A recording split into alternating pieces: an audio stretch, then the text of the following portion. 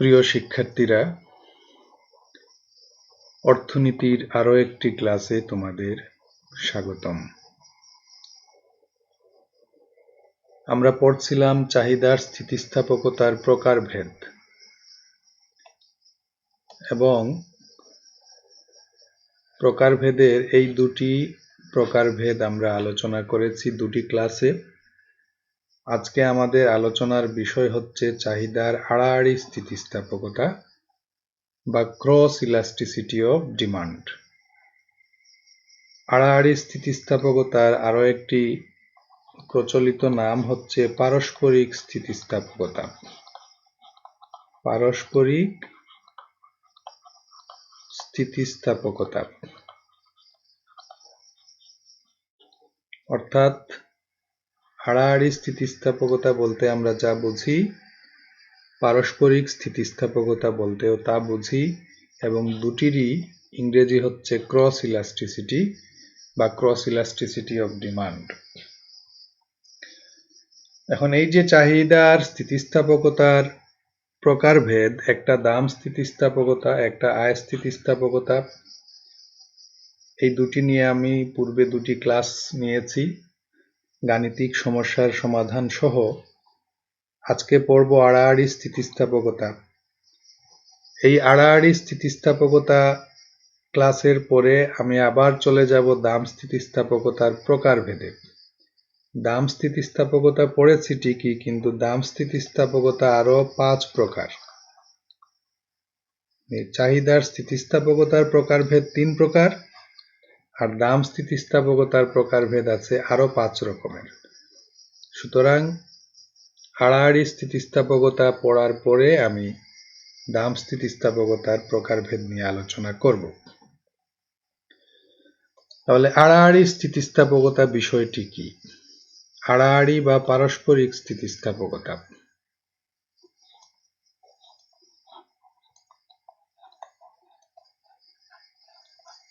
আড়াআড়ি স্থিতিস্থাপকতা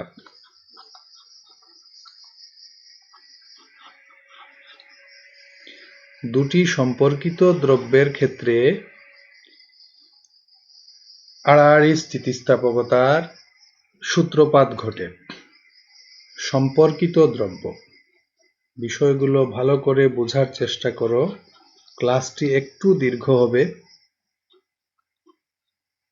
সম্পর্কিত দ্রব্যের ক্ষেত্রে আড়াআড়ি স্থিতিস্থাপকতার সৃষ্টি হয়। সম্পর্কিত দ্রব্য কোনগুলো? সম্পর্কিত দ্রব্য বলতে আমরা বুঝি দুই ধরনের সম্পর্কিত দ্রব্য আছে। দুইটা দ্রব্যের মধ্যে সম্পর্ক এইরকম হতে পারে বিকল্প বা পরিবর্তক।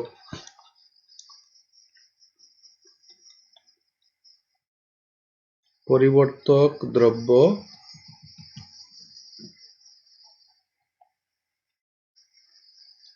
আর আরেকটা হচ্ছে পরিপূরক দ্রব্য।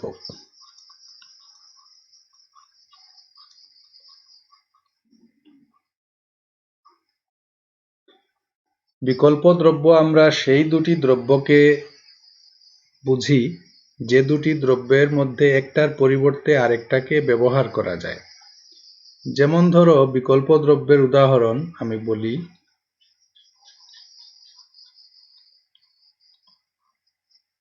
বিকল্প দ্রব্য ধরো বাটা জুতা, আর আছে বাজারে এপেক্স জুতা।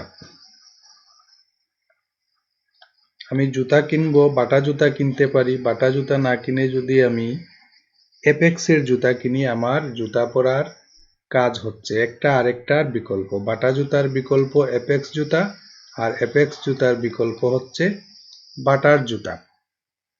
তাহলে পরিপূরক দ্রব্য কোনগুলো? পরিপূরক দ্রব্য হচ্ছে যে দুটি দ্রব্য একসাথে ব্যবহার করতে হয়। যেমন চা আর চিনি। আমরা চিনি দিয়ে চা খাই নাকি চা দিয়ে চিনি খাই, এই সিদ্ধান্ত তোমাদের। অর্থাৎ দুইটা একসাথে ব্যবহৃত হয়। চার পরিবর্তক দ্রব্য হচ্ছে চার পরিপূরক দ্রব্য হচ্ছে চিনি এবং চিনির পরিপূরক দ্রব্য হচ্ছে চা। আমরা আরো বলতে পারি, ধরো কালি ও কলম,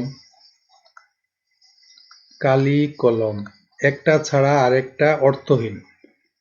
কালি এবং কলম একসাথে ব্যবহার করতে হয়। কালির পরিপূরক দ্রব্য হচ্ছে কলম আর কলমের পরিপূরক দ্রব্য হচ্ছে কালি।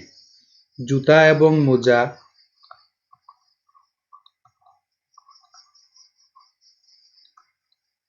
জুতা এবং মোজা একটা আরেকটার পরিপূরক দ্রব্য। জুতার পরিপূরক মোজা এবং মোজার পরিপূরক জুতা।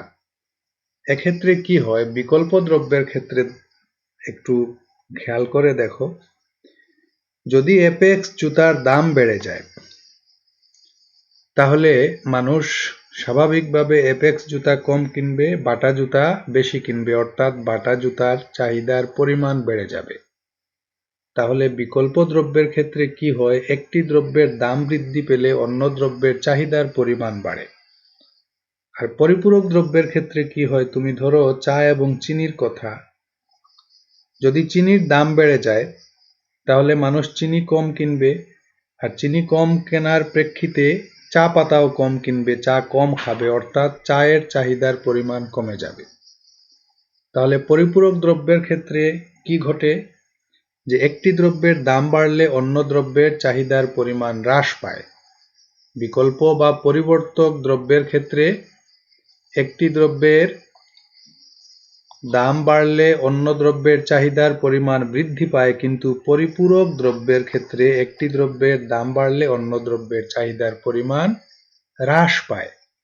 এই যে দুই ধরনের সম্পর্কিত দ্রব্য, বিকল্প বা পরিবর্তক, বিকল্প এবং পরিবর্তক একই কথা, আর আরেকটি হচ্ছে পরিপূরক দ্রব্য। এই দুই ধরনের দ্রব্যের ক্ষেত্রে আমরা যখন সম্পর্কিত দ্রব্যের ক্ষেত্রে স্থিতিস্থাপকতা পরিমাপের সমস্যায় পড়ি, তখন যে স্থিতিস্থাপকতা, যে প্রক্রিয়ায় পরিমাপ করা হয়, যে পদ্ধতিতে, তাকে বলা হয় আড়াআড়ি স্থিতিস্থাপকতা বা পারস্পরিক স্থিতিস্থাপকতা। আড়াআড়ি স্থিতিস্থাপকতার আরেকটি নাম হচ্ছে পারস্পরিক স্থিতিস্থাপকতা। এখন আমরা বিকল্প বা পরিপূরক দ্রব্য উজ্জ্ব রেখে শুধু সম্পর্কিত দ্রব্য, সম্পর্কটা কি রকম তা আমরা জানি না। আমরা বললাম যে দুইটা দ্রব্য পরস্পর সম্পর্কিত, এই সম্পর্ক ধরে নিয়ে আমরা আড়াআড়ি স্থিতিস্থাপকতার সংজ্ঞা প্রদান করতে পারি। কিভাবে, তোমরা খেয়াল করো, যে মনে করি বা ধরি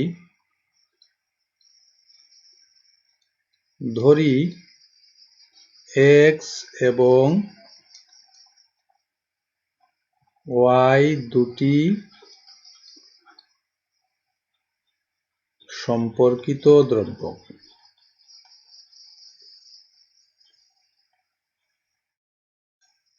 এই গেল আমাদের প্রাথমিক কাজ। এক্স এবং ওয়াই এর মধ্যে সম্পর্কটা কি রকম আমরা জানি না। এক্স এবং ওয়াই পরস্পর বিকল্প হতে পারে, এক্স এবং ওয়াই পরস্পর পরিপূরক দ্রব্য হতে পারে। যাই হোক, দুইটার মধ্যে একটা সম্পর্ক আছে, হয় বিকল্প না হয় পরিপূরক। এখন ধরো যদি আমরা এক্স দ্রব্যের চাহিদা বিবেচনা করি তাহলে ওয়াই দ্রব্যের দাম বিবেচনা করব।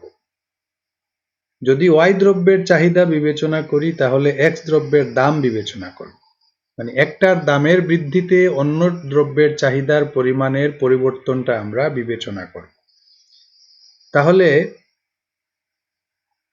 আমরা এক্স দ্রব্যের দাম বিবেচনা করি আর ওয়াই দ্রব্যের চাহিদার পরিমাণ যদি বিবেচনা করি তাহলে কি হবে, যেহেতু সম্পর্কিত দ্রব্য, এক্স দ্রব্যের দাম যদি পরিবর্তিত হয় নিশ্চিতভাবেই ওয়াই দ্রব্যের চাহিদার পরিমাণ পরিবর্তিত হবে। তাহলে সংজ্ঞাটি হবে এক্স দ্রব্যের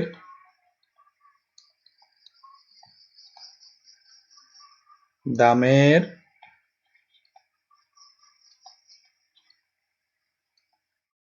শতাংশিক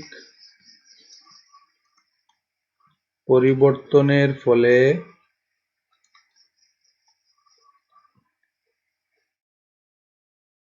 ওয়াই দ্রব্যের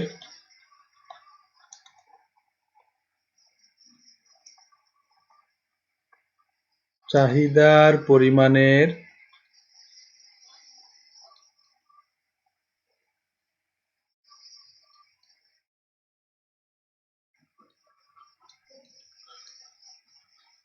শতাংশিক যে পরিবর্তন ঘটে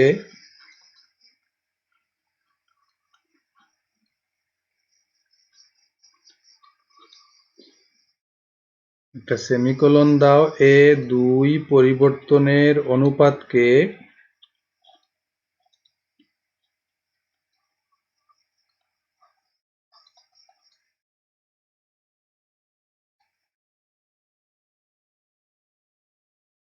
অনুপাতকে আমরা চাহিদা ধরেছি যেহেতু ওয়াই দ্রব্যের, সুতরাং বলবো ওয়াই দ্রব্যের চাহিদার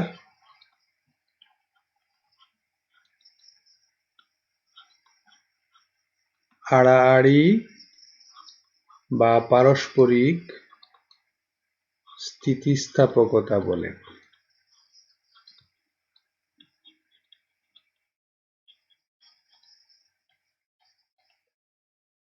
বিষয়টি মোটেই জটিল নয়।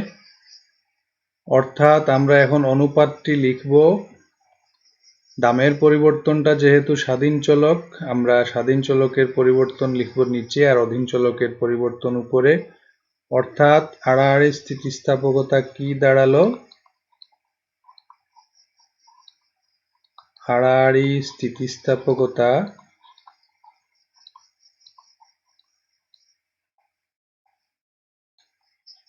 ইসি মানে ক্রস ইলাস্টিসিটি সমান কি হবে? আমরা এক্স দ্রব্যের দামের পরিবর্তন ধরেছি, তাহলে দামের পরিবর্তনটা নিচে হবে এক্স দ্রব্যের দামের শতাংশিক পরিবর্তন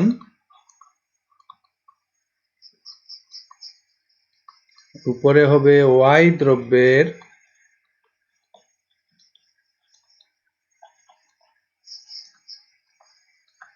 চাহিদার পরিমাণের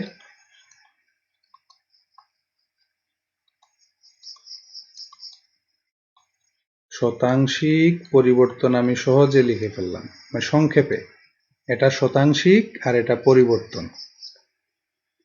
তাহলে তোমরা এই দুইটা বিষয় মনে রেখো যে ওয়াই দ্রব্যের চাহিদার পরিমাণের শতাংশিক পরিবর্তন বাই এক্স দ্রব্যের দামের শতাংশিক পরিবর্তনকে আমরা বলবো ওয়াই দ্রব্যের চাহিদার আড়াআড়ি স্থিতিস্থাপকতা। এখন খেয়াল করো, যদি এক্স দ্রব্যের দামকে আমরা ধরি পি এক্স, তাহলে তার দামের পরিবর্তনকে আমরা বলবো চেঞ্জিং পি এক্স। আর ওয়াই দ্রব্যের চাহিদার পরিমাণকে আমরা যদি বলি কিউ ওয়াই, তাহলে ওয়াই দ্রব্যের চাহিদার পরিমাণের পরিবর্তনকে আমরা বলবো চেঞ্জিং কিউ ওয়াই। এই প্রতীকগুলোর সাহায্যে এই অনুপাতকে আমরা এখন গাণিতিক সূত্রের আকারে প্রকাশ করব। তোমরা এই অংশটা খেয়াল রাখো, উপরে ওয়াই দ্রব্যের চাহিদার পরিমাণের পরিবর্তন, নিচে এক্স দ্রব্যের দামের শতাংশিক পরিবর্তন। তাহলে আড়াআড়ি স্থিতিস্থাপকতা বা ইসি ইকুয়াল কত হলো?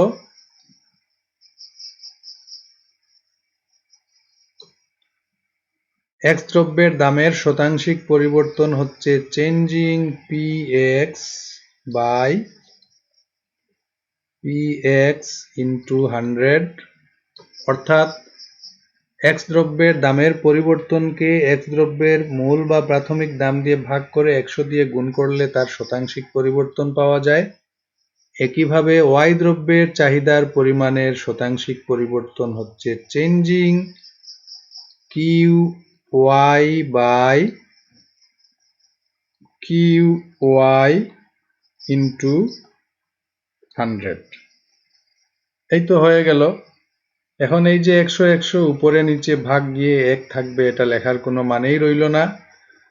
বা ইসি সমান কি হবে, cross elasticity equal changing Q Y by Q Y into এই অংশটা আমরা যদি উপরে উঠিয়ে নেই তাহলে এটা পাল্টে যাবে, হর চলে যাবে লবে আর লব চলে যাবে হরের অংশে, হবে কি P X by changing P X. সুতরাং আড়াআড়ি স্থিতিস্থাপকতা ইসি সমান কি দাঁড়ালো, দুইটা চেঞ্জিংকে আমরা একত্র করে দেই, changing Q Y by changing P X into P X by Q Y. এখন এই যে সূত্রটি প্রতিষ্ঠিত হলো, এটি হচ্ছে আড়াআড়ি স্থিতিস্থাপকতা নির্ণয়ের সূত্র। এই সূত্রের সাহায্যে আমরা আড়াআড়ি স্থিতিস্থাপকতা নির্ণয় করতে পারবো। তাহলে এই যে প্রতীকগুলো আমরা ব্যবহার করলাম, এই প্রতীকগুলো দিয়ে আমরা কোন প্রতীক দিয়ে কি চিহ্নিত করলাম এখানে লিখে দিতে হবে। আমি লিখে দিচ্ছি যে যেখানে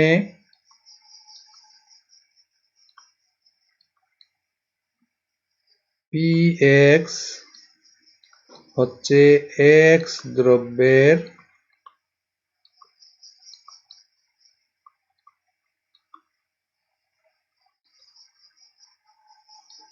প্রাথমিক দাম, চেঞ্জিং পি এক্স কি হচ্ছে এক্স দ্রব্যের দামের পরিবর্তন,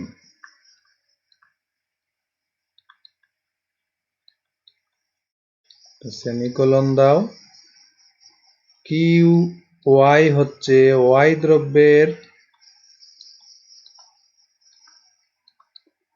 প্রাথমিক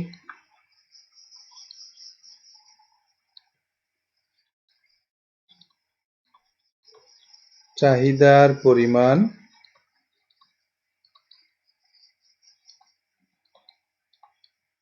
আর চেঞ্জিং কিউ ওয়াই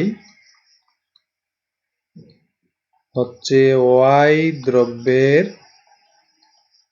চাহিদার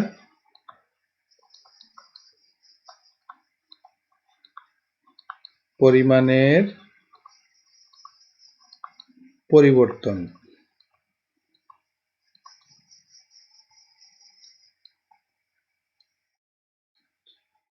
এই হচ্ছে আড়াআড়ি স্থিতিস্থাপকতা নির্ণয়ের পদ্ধতি। এই সূত্রের মাধ্যমে আমরা আড়াআড়ি স্থিতিস্থাপকতা নির্ণয় করতে পারবো।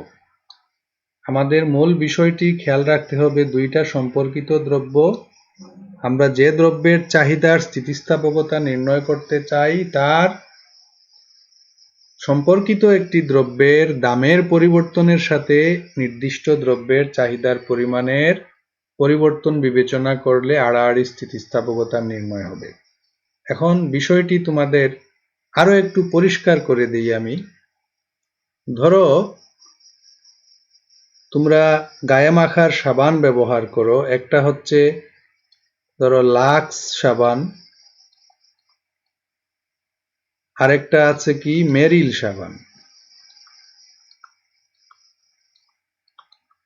দুইটাই গায়ে মাখার সাবান, যে কোনো একটা সাবান হলেই আমাদের গায়ে মাখার সাবানের কাজ চলে যাচ্ছে, আমরা গোসল করি এই দুইটি সাবান দিয়ে। এখন লাক্স সাবান দিয়েও আমরা গোসলের কাজ করতে পারি, মেরিল সাবান দিয়েও গোসলের কাজ করতে পারি, অর্থাৎ এই দুইটা দ্রব্যের মধ্যে একটা সম্পর্ক বিদ্যমান। সম্পর্কটি কি, একটা আরেকটার বিকল্প দ্রব্য বা পরিবর্তক দ্রব্য। এখন যদি লাক্স সাবানের আড়াআড়ি স্থিতিস্থাপকতা আমি নির্ণয় করতে চাই, তাহলে আমাকে লাক্স সাবানের চাহিদার সাথে মেরিল সাবানের দামের সম্পর্কটা বিবেচনা করতে হবে। যদি মেরিল সাবানের দামের পরিবর্তনের ফলে মানে শতাংশিক পরিবর্তন, মেরিল সাবানের দামের যদি শতাংশিক পরিবর্তন ঘটে অবশ্যই লাক্স সাবানের চাহিদার পরিমাণের শতাংশিক পরিবর্তন ঘটবে, যেহেতু দুইটা দ্রব্যের মধ্যে একটা সম্পর্ক আছে। তাহলে মেরিল সাবানের দামের, আমি বলি এখানে মেরিল সাবানের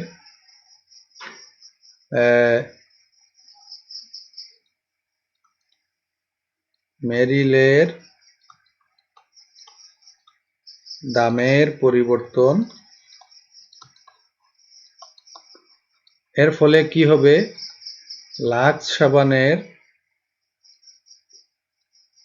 লাক্সের চাহিদার পরিমাণের পরিবর্তন,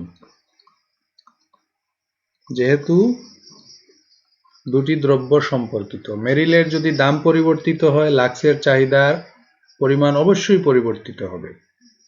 এখন আমরা কি করব, লাক্সের বা লাক্স সাবানের আড়াআড়ি স্থিতিস্থাপকতা নির্ণয় করব কিভাবে? আমরা মেরিল সাবানের দামের পরিবর্তন বিবেচনায় লাক্স সাবানের চাহিদার পরিমাণের পরিবর্তনটা বিবেচনা করব। তো মেরিল সাবানের দামের শতাংশিক পরিবর্তনের ফলে লাক্স সাবানের চাহিদার পরিমাণের শতাংশিক যে পরিবর্তন ঘটবে, এই দুই পরিবর্তনের অনুপাতকে আমরা বলবো লাক্স সাবানের চাহিদার আড়াআড়ি স্থিতিস্থাপকতা। বিষয়টি তোমাদের কাছে পরিষ্কার? আমি এখানে একটু লিখে ফেলি, যে কোথায় লিখবো, এখানে লিখি যে মেরিল সাবানের দামের শতকরা পরিবর্তনের ফলে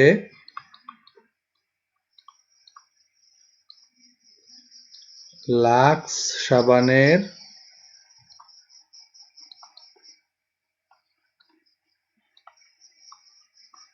চাহিদার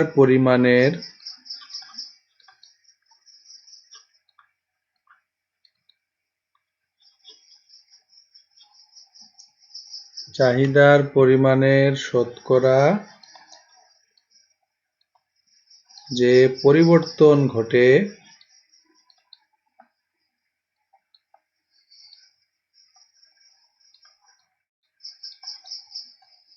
এ দুই পরিবর্তনের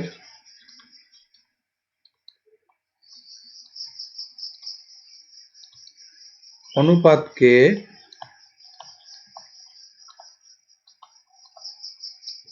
আমরা কি বলবো, লাক্স সাবানের চাহিদার আড়াআড়ি বা পারস্পরিক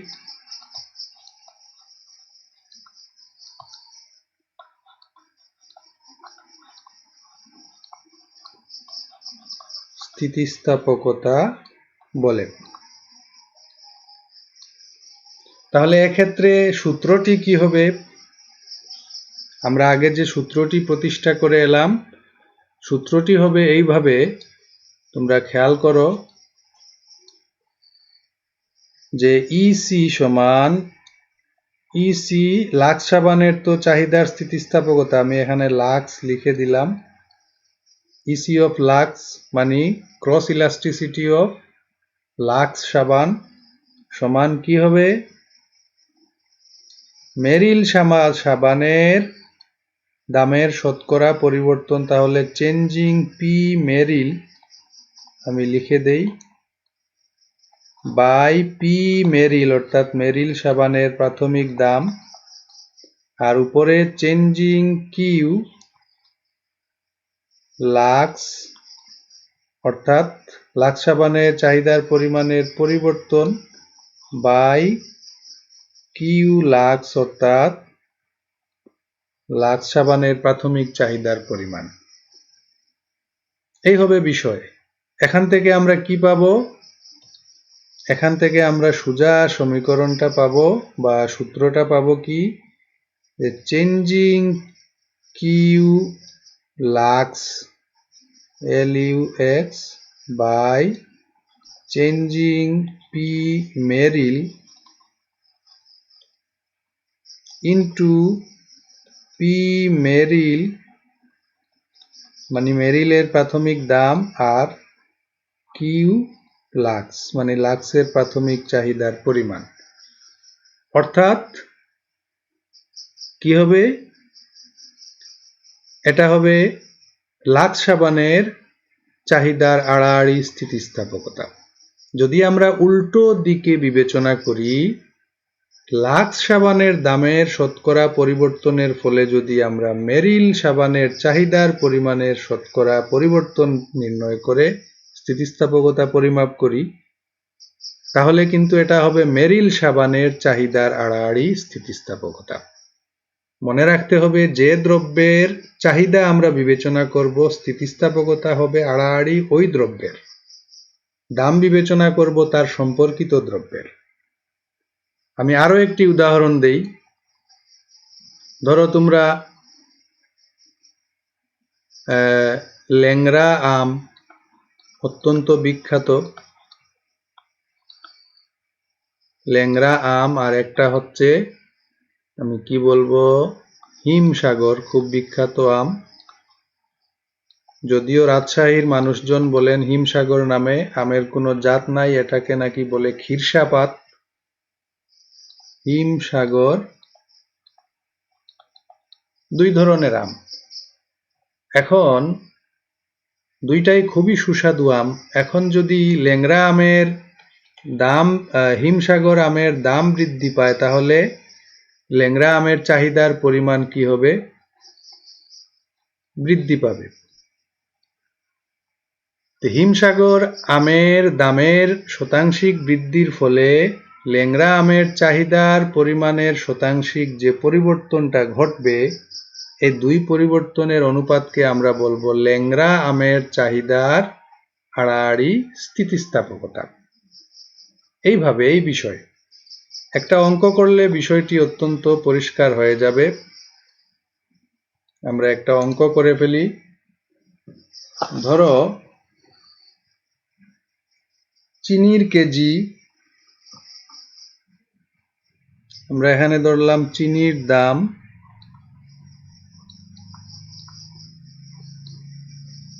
প্রতি কেজি,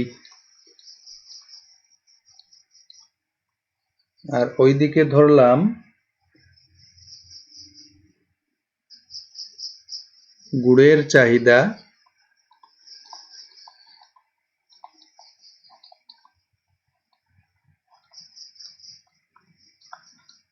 বা চাহিদার পরিমাণ, এটা একক। তোমরা সূচিটা খুব ভালো করে খেয়াল করো। চিনির কেজি প্রতি কেজি যখন 40 টাকা, তখন গুড়ের চাহিদা পরিমাণ হচ্ছে 20 একক।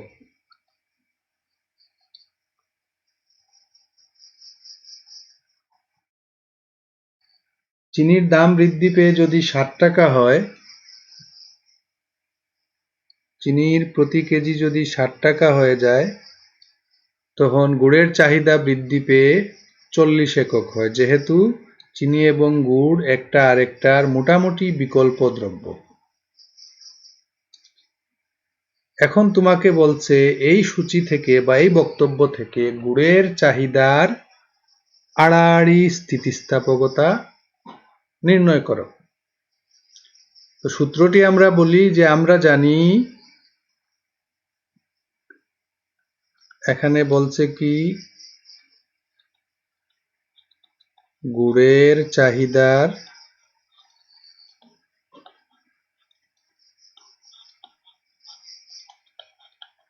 আড়াআড়ি বা পারস্পরিক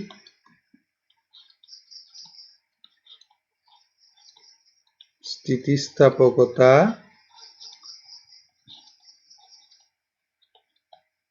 নির্ণয় করো। আমরা জানি, কি জানি, যে আড়াআড়ি স্থিতিস্থাপকতা আমি আর লিখছি না, তোমরা লিখবে আড়াআড়ি স্থিতিস্থাপকতা ইসি ইকুয়াল কি, আমরা কি লিখব, changing Q Y by changing P X into P X by Q Y. এখানে পি এক্স মানে চিনির প্রাথমিক দাম, চেঞ্জিং পি এক্স মানে চিনির দামের পরিবর্তনটা এই পরিবর্তিত দাম থেকে প্রাথমিক দাম বিয়োগ করলে পাওয়া যাবে।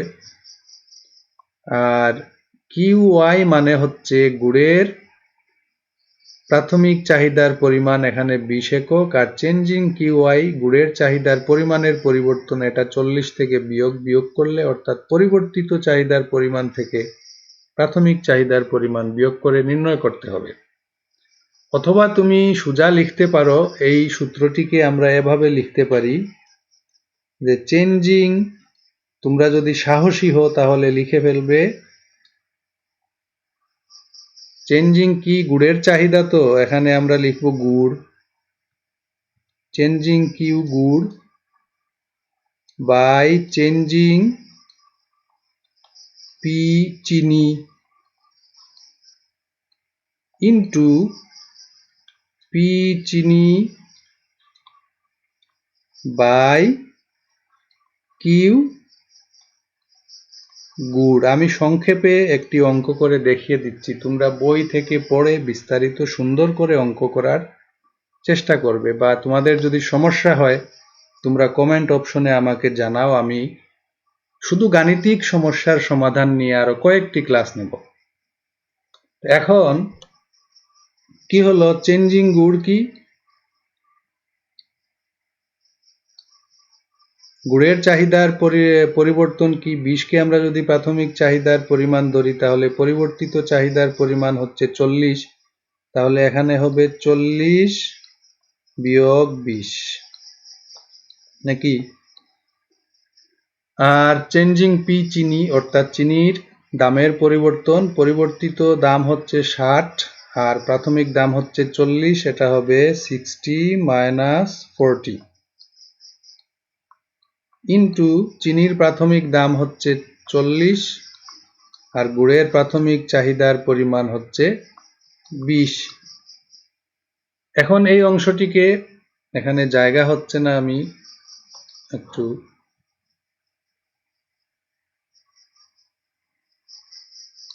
এখানে চলে যাই, তোমরা নিচে নিচে লিখবে ইসি সমান কি, এখানে 40 থেকে 20 গেলে থাকবে 20, নিচে 60 থেকে 40 গেলে থাকবে 20 ইন্টু এখানে কত, 20 40-এর মাঝে যাবে 2 বার ইন্টু 2।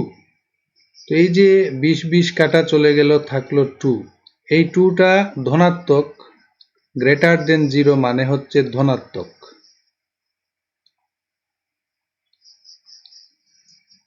এই যে আড়াআড়ি স্থিতিস্থাপকতা বা ক্রস ইলাস্টিসিটির মান ধনাত্মক বা ঋণাত্মক হওয়ার সাথে দ্রব্য দুটির চাহিদার কি সম্পর্কের প্রকৃতি নির্ণয় করা যায়।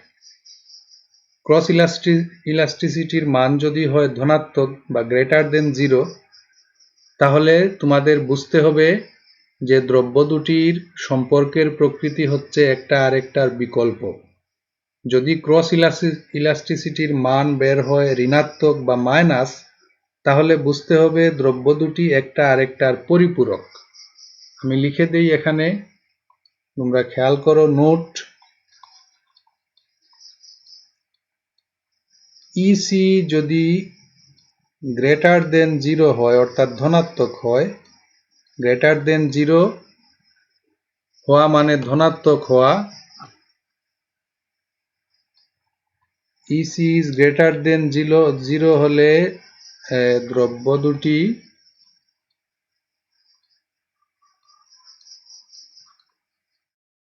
পরস্পর বিকল্প।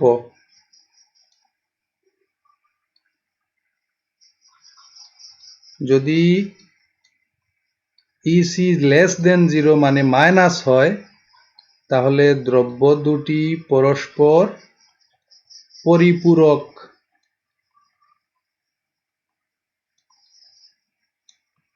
যদি এমন হয় একটা তত্ত্ব থেকে ইসি পরিমাপ করে দেখা যায় ইসি ইকুয়াল বের হয়েছে 0, এটা ধনাত্মক নয় ঋণাত্মক নয়, তাহলে ইসির মান 0 হলে দ্রব্য দুটি সম্পর্কহীন, দ্রব্য দুটির মধ্যে কোনো ধরনের সম্পর্ক নেই। এই হচ্ছে আমরা ক্রস ইলাস্টিসিটির মানের ধনাত্মকতা বা ঋণাত্মকতা দিয়ে দ্রব্য দুটির মধ্যে পারস্পরিক সম্পর্ক নির্ণয় করতে পারি। যদি ক্রস ইলাস্টিসিটির মান ধনাত্মক হয় দ্রব্য দুটি পরস্পর বিকল্প, যদি ঋণাত্মক হয় তাহলে দ্রব্য দুটি পরস্পর পরিপূরক, আর যদি ক্রস ইলাস্টিসিটির মান হয় 0 তাহলে দ্রব্য দুটি সম্পর্কহীন। আজকে এ পর্যন্তই। তোমাদের সবাইকে ধন্যবাদ।